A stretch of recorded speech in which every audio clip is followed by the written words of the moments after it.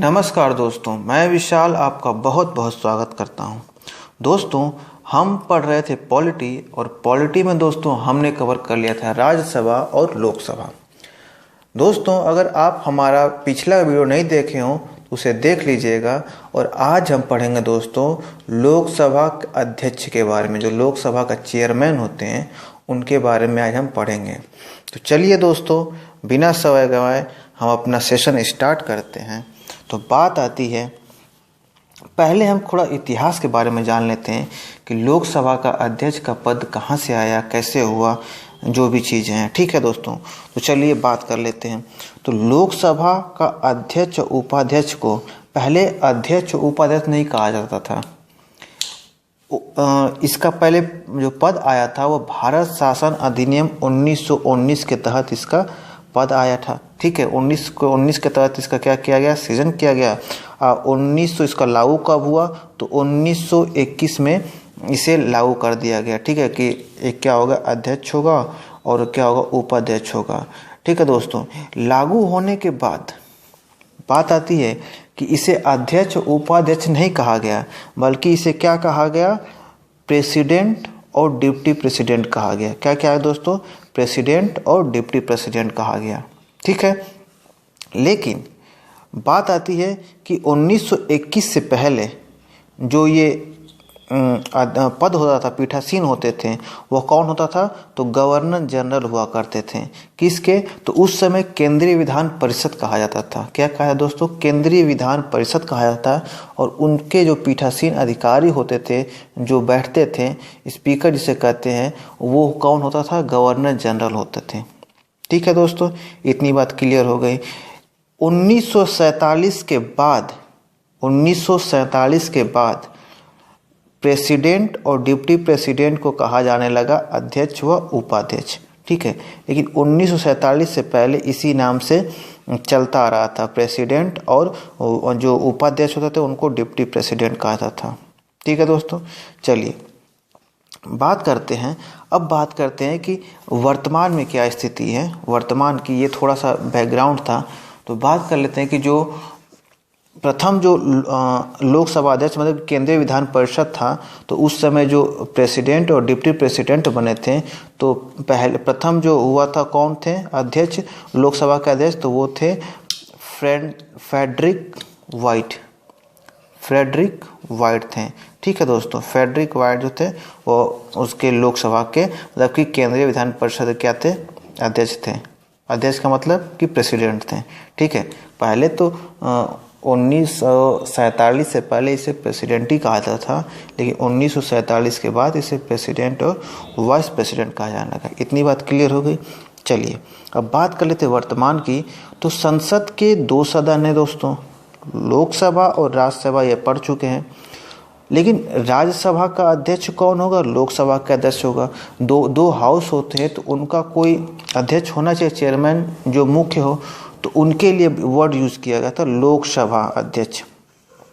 हमने बात किया कि 1947 के बाद से लोकसभा अध्यक्ष और उपाध्यक्ष कहा जाने लगा।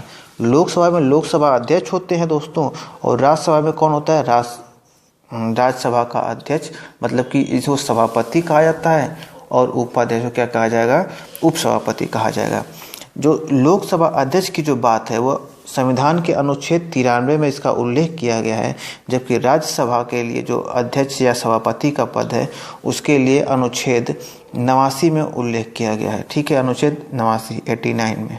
ठीक है, चलिए बात कर लेते हैं कि होता क्या है, इनकी नियुक्ति कैसे होती है, क्या क्या प्रक्रिया होती है, जो भी चीज़ें हैं। तो बात करते हैं दोस्तों कि जब लोकसभा का चुनाव होता है। ठीक है दोस्तों, जो पिछला लोकसभा के अध्यक्ष होते हैं वो जो नवीन लोकसभा का जो बैठक होता है, वो प्रथम बैठक से पहले ही क्या होते हैं, उनकी पद से हट जाते हैं। ठीक है, उनके कार्यकाल पूरा हो जाता है और नया जो लोकसभा होता है उसका अध्यक्ष क्या चुना जाता है। तो होता कैसे है कि जब पहला जो नवीन लोकसभा अध्यक्ष की जो पहली बैठक होगी, तो उसमें क्या किया जाता है कि एक प्रोटेम स्पीकर चुना जाता है। ठीक है। प्रोटेम स्पीकर चुना जाता है, किस लिए? प्रोटेम स्पीकर जो होता है वो लोकसभा अध्यक्ष का क्या करता है? चुनाव कराता है, ठीक है। प्रोटेम स्पीकर कौन चुनता है? तो राष्ट्रपति द्वारा क्या होते हैं? इनकी नियुक्ति होती है। पहली बात, किसके द्वारा? राष्ट्रपति द्वारा प्रोटेम स्पीकर नियुक्ति होती है।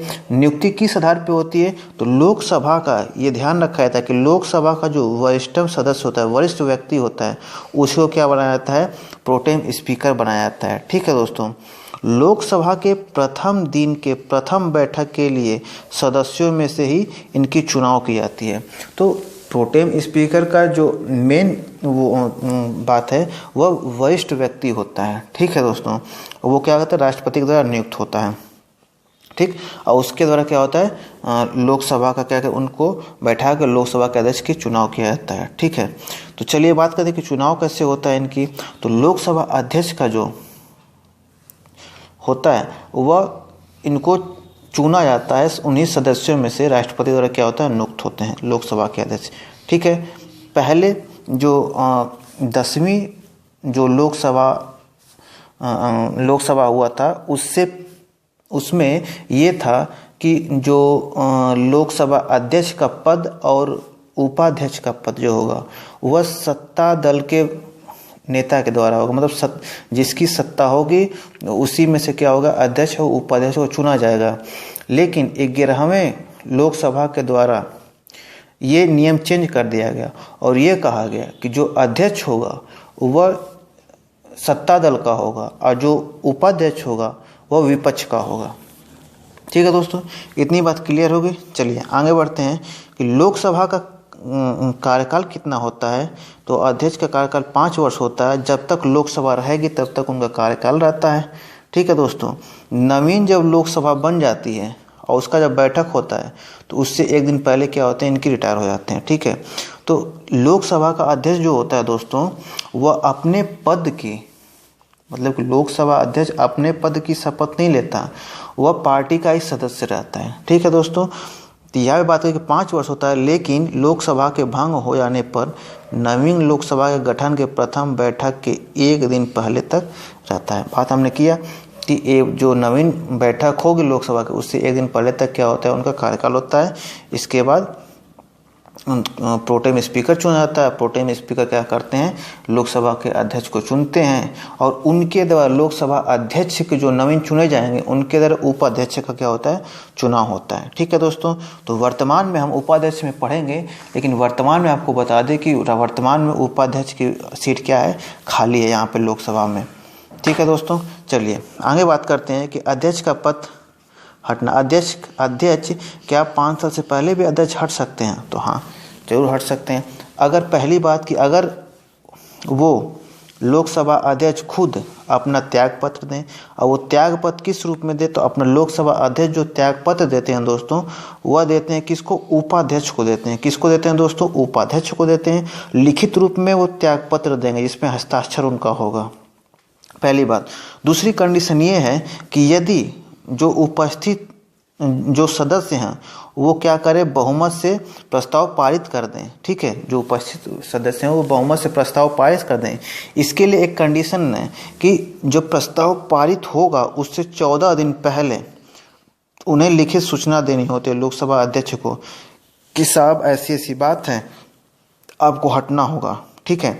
तो इस पे क्या होता है? फिर बहुमत होता है। अगर बहुमत आ जाता है तो वो अपने पद से हट जाएंगे, लेकिन जब वो हटेंगे तो वह अध्यक्ष के पद से ही केवल हटते हैं, लेकिन वो संसद में क्या कर सकते हैं? बैठ सकते हैं और मत भी दे सकते हैं, ठीक है। तो अपने पद से हटेंगे लेकिन पार्टी से थोड़े हट जाएंगे, पार्टी से नहीं हटते हैं। हमने पहले बताया था कि लोकसभा जो अध्यक्ष होता है वह अपने पद का शपथ नहीं लेता बल्कि सदस्य के रूप में शपथ लेता है, वो पार्टी का सदस्य होता है। लेकिन हम आगे पढ़ेंगे, लेकिन ब्रिटेन में ऐसा नहीं होता। ब्रिटेन में जो होता है वो जो लोकसभा का अध्यक्ष जब चुना जाएगा तो वो अपने पार्टी से त्याग पत्र देने के बाद ही क्या करेगा? लोकसभा का अध्यक्ष बन सकता है, ठीक है दोस्तों।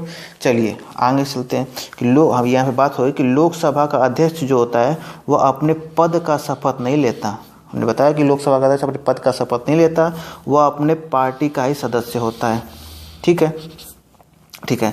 ब्रिटेन में क्या होता है, तो ब्रिटेन में अगर वह पार्टी की सदस्यता त्याग देता है तब क्या करता है, लोकसभा का अध्यक्ष बनता है। ठीक है, चलिए, लोकसभा के अध्यक्ष को संसद में मत देने का अधिकार नहीं होता। ये पावर होता है कि संसद, लोकसभा का अध्यक्ष जो होता है दोस्तों, वह संसद में मत देता नहीं है, लेकिन निर्णायक मत देने का अधिकारी होता है। निर्णायक मत देता है, ऐसे नॉर्मल मत नहीं देता। लेकिन जब दोनों पक्षों से वोटिंग बराबर हो जाए तो उस समय निर्णायक मत देने का अधिकार जो होता है वो लोकसभा का अध्यक्ष को होता है। ठीक है दोस्तों, चलिए, हमने बात किया कि लोकसभा का अध्यक्ष जो होता है वह सत्ता दल का होता है वर्तमान में, जो राष्ट्रपति द्वारा क्या होता है, नियुक्त होता है। और उपाध्यक्ष जो होता है वह विपक्ष दल का होता है, और उपाध्यक्ष की जो होती है चुनाव वह लोकसभा अध्यक्ष के द्वारा होता है। ठीक है, चलिए, लेकिन हमने बताया कि 10वें विधानसभा से पहले ये जो लोकसभा अध्यक्ष और उपाध्यक्ष जो होते थे वह जिसकी सत्ता, जिस पार्टी की सत्ता होती थी उसी पार्टी के ही सदस्य होते थे। लेकिन 11वें विधानसभा के द्वारा इसमें चेंजिंग कर दिया गया और कहा गया कि जो अध्यक्ष जो होगा वह होगा सत्ता पार्टी से, और उपाध्यक्ष जो होगा वो किससे होगा, विपक्ष से होगा, ऐसा कहा गया है। ठीक है, चलिए आगे बात करते हैं कि लोकसभा की शक्तियों के बारे में बात किया जाता है। तो लोकसभा की शक्ति कौन कौन सी है, तो पहली शक्ति है कि जो लोकसभा में जो लोग बैठे होते हैं तो उनको लोकसभा का अध्यक्ष ही बोलने की अनुमति देता है, और कितने समय बोलना है इस समय का भी निर्धारण लोकसभा के अध्यक्ष ही करता है। बोलने की अनुमति देना और समय का निर्धारण कौन करता है, अध्यक्ष का काम होता है। अगर अध्यक्ष बोल रहे हैं कि आपको 5 मिनट बोलना है तो 5 मिनट ही बोलेंगे। ठीक है दोस्तों, तो ये होता है, इनकी पहली शक्ति है कि बोलने की अनुमति। कहेगा कि फलाना आप खड़े होकर बोलिए तो फलाना बोलेंगे, इतने मिनट बोलिए तो इतने मिनट बोलेंगे, इससे ज़्यादा नहीं बोलेंगे। तो ठीक है दोस्तों, तो ये इनका कार्य होता है। दूसरा जो कार्य होता है कि कौन सा विधेयक धन विधेयक होगा, इसके संबंध में क्या करती है, अंतिम निर्णय अध्यक्ष का ही होता है।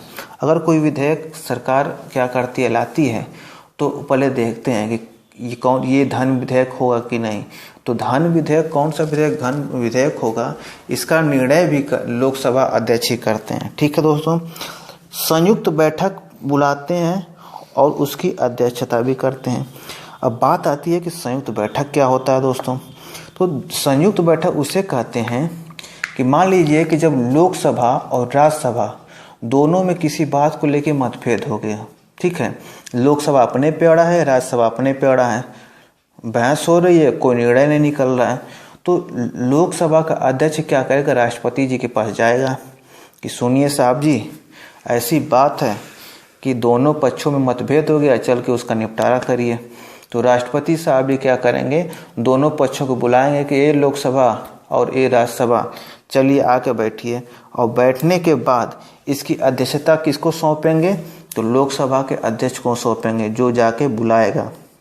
ठीक है, चलो भाई तुम ही अध्यक्षता करना, अध्यक्षता करेंगे। ठीक है, और निर्णय निकालेंगे। तो इसको बोलते हैं संयुक्त बैठक। ठीक है, जब दोनों सदन में, लोकसभा और राज्यसभा दोनों सदन में मतभेद हो जाता है तो उस समय क्या करते हैं, ये अपना लोकसभा अध्यक्ष बुलाते हैं। ठीक है, दूसरी बात होती है कि समान मत देने का निर्णय। हमने बात किया कि वो मत सदस्य के रूप में मत नहीं देते हैं, बल्कि निर्णायक मत देते हैं। मतलब कि दो पक्षों में, अगर लोकसभा में अगर किसी बात पे वोटिंग हो रही है और दोनों पक्ष और विपक्ष दोनों का वोटिंग बराबर हो गया तो निर्णायक मत देने का अधिकार इनको है।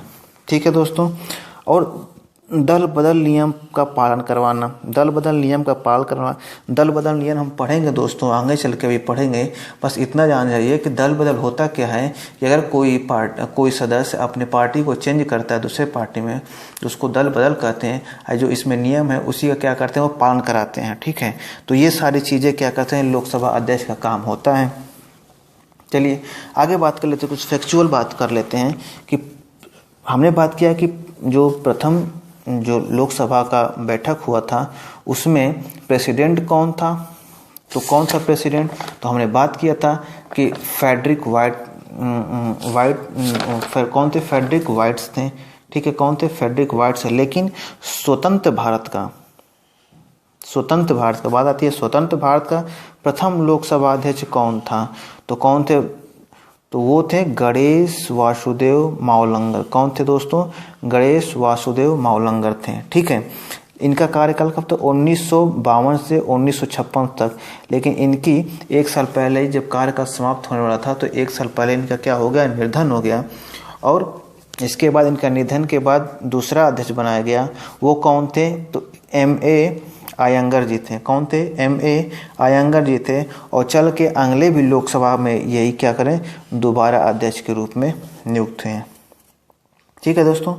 और पूछा जाए कि प्रथम महिला लोकसभा अध्यक्ष कौन थी, तो मीरा कुमार थी। कौन थी, मीरा कुमार थी, जो कि 15वें लोकसभा अध्यक्ष के रूप में ये कार्यरत थी, ठीक है। और फिर 16वीं कौन हुई, तो 16वीं भी कौन हुई, सुमित्रा महाजन जी थी। कौन थी, सुमित्रा महाजन जी थी। अब तक 2 लोग क्या हुए, महिला लोकसभा अध्यक्ष के रूप में रही, ठीक है। वर्तमान में पूछा जाए कि कौन है लोकसभा अध्यक्ष दोस्तों, तो वर्तमान में ओम बिरला जी हैं और उपाध्यक्ष का सीट वर्तमान में खाली है अभी, ठीक है दोस्तों। चलिए अब आगे बात करते हैं कि हम संयुक्त बैठक बता चुके हैं, लेकिन देख लीजिए संयुक्त बैठक क्या होता है। तो अगर देश में अभी तक 3 बार ही क्या किया, संसद का संयुक्त अधिवेशन बुलाया गया, 3 बार ये बैठक हुई है, ठीक है। और संयुक्त बैठक की बात किस में की है, तो अनुच्छेद 108 में, अनुच्छेद किस में, 108 के तहत राष्ट्रपति को ये संसद में दोनों सदनों की संयुक्त बैठक बुलाने का अधिकार होता है। कौन बुलाता है, तो राष्ट्रपति। लोकसभा अध्यक्ष के सिफारिश पे राष्ट्रपति क्या करते हैं, बुलाते हैं, तो ठीक है। तो ये राष्ट्रपति की एक शक्ति भी है कि 108 के तहत वो संयुक्त बैठक बुला सकते हैं, ठीक है। तो संयुक्त बैठक हमें याद रखना चाहिए कि संयुक्त बैठक की जो किस अनुच्छेद में बात की गई है कि राष्ट्रपति संयुक्त बैठक बुला सकते हैं, तो वह 108 है, ठीक है दोस्तों। चलिए थोड़ा सा और है दोस्तों, बात कर लेते हैं कि संयुक्त बैठक किस स्थिति में बुलाई जाती है, कौन कौन सी कंडीशन होगी कि हमें संयुक्त बैठक बुलाना पड़ता है, तो वो कंडीशन की बात कर लेते हैं। तो 3 परिस्थितियों में संयुक्त बैठक बुलाया जाता है। कौन कौन सी वो होती हैं भाई, तो वो होती हैं, कौन कौन परिस्थितियाँ होती हैं, तो पहले जो होती हैं कि यदि एक सदन द्वारा पारित विधेयक दूसरे सदन द्वारा अस्वीकार कर दिया गया। अगर कोई विधेयक एक सदन में पास हुआ और वह दूसरे सदन में गया और उसे अस्वीकार कर दिया गया है, तो उस समय मतभेद होता है, तो उस समय क्या संयुक्त बैठक बुला सकते हैं। या किसी विधेयक में एक सदन द्वारा सुझाए गए संशोधन दूसरे सदन को स्वीकार न हो, या एक सदन द्वारा जो संशोधन किया गया है, एक सदन द्वारा प्रस्ताव किया गया संशोधन दूसरे सदन उसे न माने, तो उस समय भी संयुक्त बैठक बुला सकता है, क्योंकि दोनों में मतभेद हो गया। तीसरी बात कि अगर एक सदन द्वारा पारित विधेयक दूसरे सदन में जाकर के 6 महीने तक क्या करा, वहीं पे पड़ा रहे, कोई इस पे कार्रवाई ना हो रहा हो 6 महीने तक, तो उस कंडीशन में भी लोकसभा अध्यक्ष क्या कर सकते हैं, संयुक्त बैठक बुला सकते हैं, ठीक है दोस्तों। तो दोस्तों ये था हमारा लोकसभा का अध्यक्ष के पूरे डिटेल था इसके बारे में। अब अगला जो आएगा हमारा दोस्तों वह लोकसभा का उपाध्यक्ष के बारे में आएगा। दोस्तों अगर जो भी हम पढ़ाएं यहाँ पे उसका आपको अगर PDF प्राप्त करना हो PDF के फॉर्म में, तो हमारा टेलीग्राम चैनल ज्वाइन करिए जो पॉलिटी बाय विशाल के नाम से है, आप सर्च करिए और उससे ज्वाइन हो करके ये PDF क्या कर सकते हैं, प्राप्त कर सकते हैं। दोस्तों अगर आपको ये वीडियो पसंद आया हो तो चैनल को सब्सक्राइब करिए, लाइक करिए, शेयर करिए। धन्यवाद।